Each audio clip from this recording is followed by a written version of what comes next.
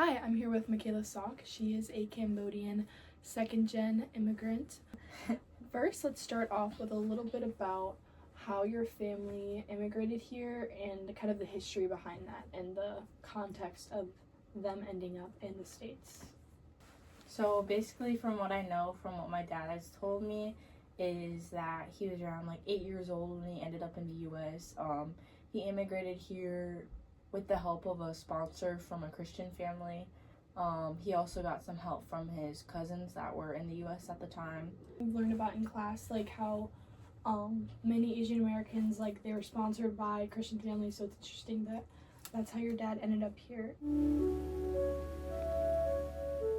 Growing up a lot, we'd have funerals. Like, I had family members that would pass away. Of course, we'd still come and give our offerings, and then I got to see that process of them praying, and the monks had a lot of memories of being a kid, and like the monks were the sweetest people ever. Yeah. I remember I used to like try to pray with them. Of course, I didn't know the language or anything, and they would like chuckle at me while the prayer was going on. But yeah, just growing up around all my Cambodian cousins and family members, like, that's how I really dived into the culture. I feel like that's how I learned most things. But like the harder parts of it, just recently, because I traveled to Cambodia, I got to fully understand what they went through and hear their stories, and even talk to people that were like living through the genocide and survived it, which was really eye-opening. Mm-hmm.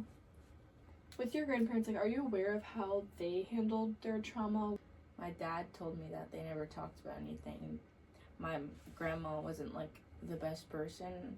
Like, grandpa, however, was a very happy and like loving person.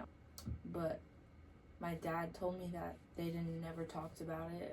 He had to learn, like, coming back to Cambodia and ask his brothers what they knew, because they didn't want to remember that. They didn't want to remember the genocide, because they were like, they could remember it because they were old and they were like actual adults. So yeah, it is very taboo. It sounds like they were participating in something called the conspiracy of silence, which is kind of like where the child doesn't talk about it, the parents don't talk about it, and it's just this big subject. I mean, like, yeah, exactly like that. Like an elephant in the room. The elephant in the room, like.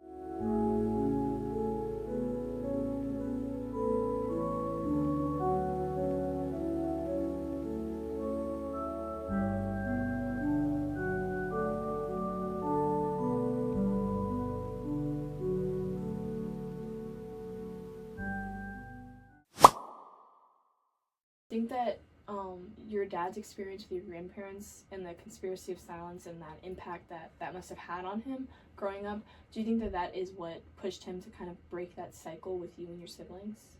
I think so, for sure. And he's very prideful about his culture, and he wants us to know about it. Like, he used to threaten us with dancing classes, but I mean, we never got to learn the language, but he would still love us to be able to do that. And I think it's personally because he lost a lot of the language from assimilating and living around English speakers all the time.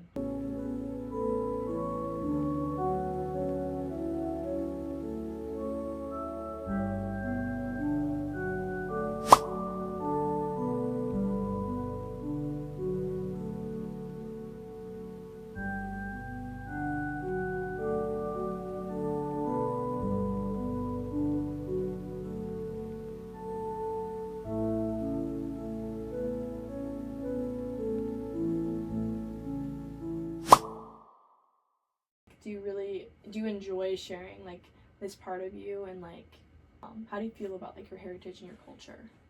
I wish I knew more. Like, I'm really proud of my culture. I try to tell people like about my visits to the temples. Like, one of my friends recently just asked if she could come to the temple with me because we love diving in each other's culture and eating each other's foods. Yeah, I'm just like really happy to have been able to travel to Cambodia this past summer, and I'm really excited to be able to go back eventually. I mean, my cousins, like, they knew barely any English, and of course I didn't know any Cambodian, which is really sad on my part. I'm excited to be able to learn in the future, and like, I want to be able to take those lessons, even with the language barrier. we're really excited to see each other, and we were able to communicate through just love and like understanding. My dad is a chair member. He helps with the Cambodian awareness group. He worked with CSAM, which is in the U of M. It's Cambodian student group. I've been to their meetings before.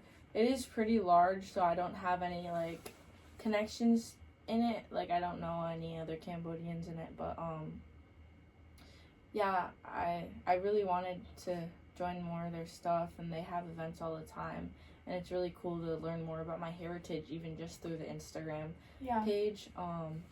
But yeah, my dad works with them, and he works by himself, and he's even asked me to use like my knowledge of design to like create interfaces and even a logo potentially for their group.